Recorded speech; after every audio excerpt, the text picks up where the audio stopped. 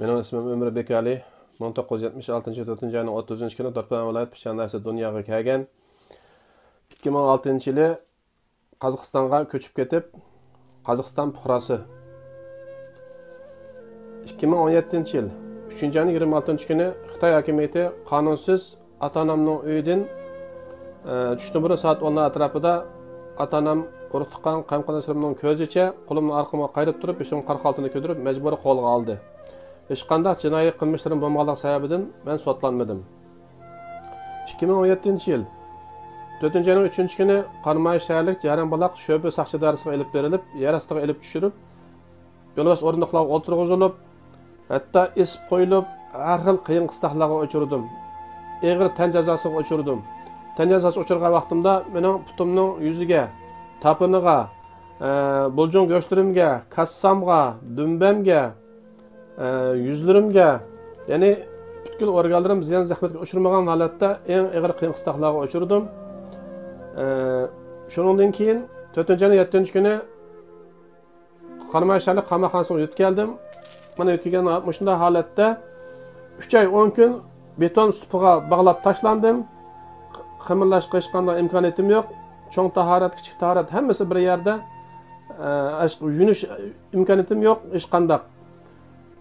İşte qatarhanda qattiq urib hammamizni endi bo'ynimizga oldirishga majburlaydigan jinoyatlar, vatanni parchalashga uringan, terrorlik tashkillagan, terrorlik qanot ostiga olgan terrorchilarni, terrorlik tashkillagan degandek hammasiga bir xil shu jinoyatlarni ortib turib, shuni bo'ynimizga ilishga majburlab bizni qiyoqsaqlarga oladi. Shundaqla uning ichida 2017-yili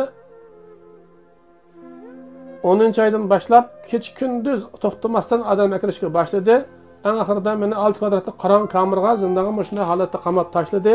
Men uning ichidan bir oy qorong zindonda yotdim. Hech qanday bir qishimda inson yo'q. Kunda bir vaqt, ba'zida 2 vaqt tomoq berildi. Ya'ni bir tal momusini karabshi suv berildi.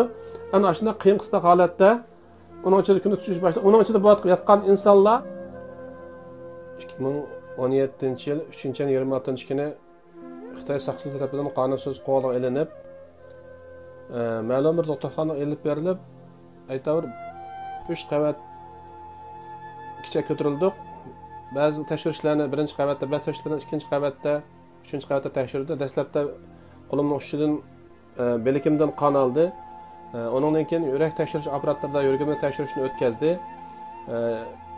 3-chi bosqichda böreklerimi tekshirishni o'tkazdi. 4-chi bosqichda o'pkamni tushadi, o'pkamni tekshirishni o'tkazdi.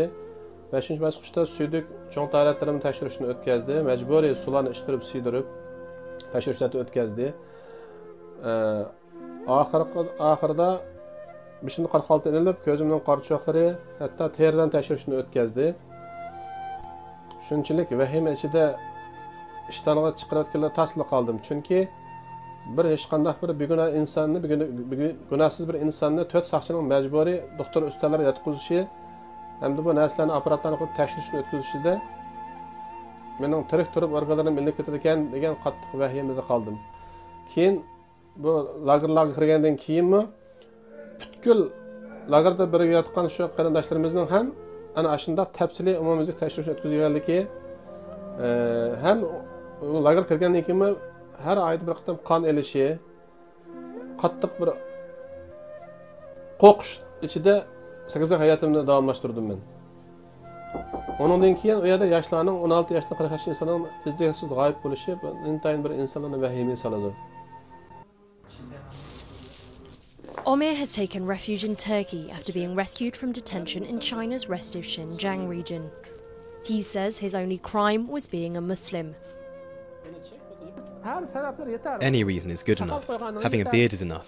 Going to Friday prayers is enough. Reciting the funeral prayer is enough. Saying Salam Alaikum is enough. Being called Muhammad is enough. Everything can be a pretext. According to a UN panel, nearly 1 million Uyghurs are being held in extrajudicial re-education camps in the northwestern Muslim majority region. After 7 months in prison, Omir was transferred to one of the camps. One day I refused to do everything. I refuse to eat pork. I refuse to speak their language. There you can't think according to your faith. You have to think in Chinese. You have to speak in Chinese. You don't wash your face. You can't shower. If you do that, you are told, you do your ablutions. You are a terrorist. You have a different ideology. Omer, a Kazakh national, was released after his government's intervention, and he moved to Istanbul to join its Uyghur community that is estimated at nearly 70,000. While many Muslim countries have remained quiet on the Uyghur issue, Turkey has become increasingly outspoken on their plight. What Turkey needs to do is to draw the world's attention to this issue. Our leaders must tell China that if it wants good relations with Turkey, it must pay more attention to these issues which are sensitive for us. These camps must be emptied, and people who languish in prison for no reason must be released. But Chinese officials have so far brushed off any international criticism of their internment camps.